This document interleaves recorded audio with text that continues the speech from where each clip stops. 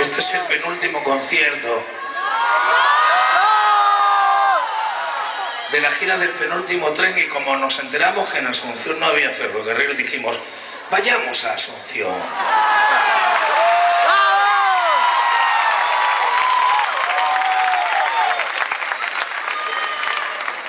Porque al fin y al cabo, uno escribe siempre la misma canción sobre un niño con cara de viejo, que se atreve a volar bajo el cielo marrón, que agoniza detrás del espejo.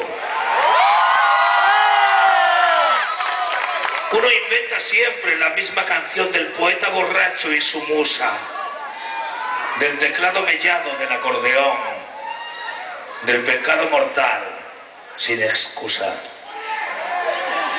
Uno canta siempre la misma canción otra noche en el bar de la esquina, cerca de la estación donde duerme un vagón, cuando el tiempo amenaza rutina. Uno rumia siempre la misma canción como un perro ladrando a la luna, con la misma trompeta y el mismo trombón de mariachi que no hizo fortuna. Uno aprende siempre la vieja guaraña que el maestro Flores enseñó.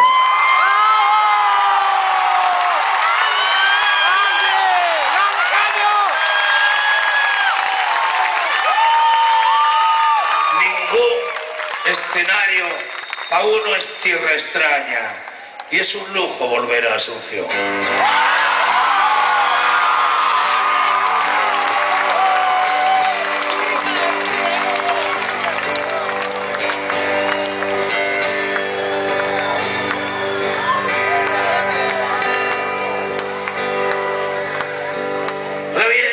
Cebra, toreando con el bolso a los tranvías, llevaba medias negras. Estaba con un tren de cercanía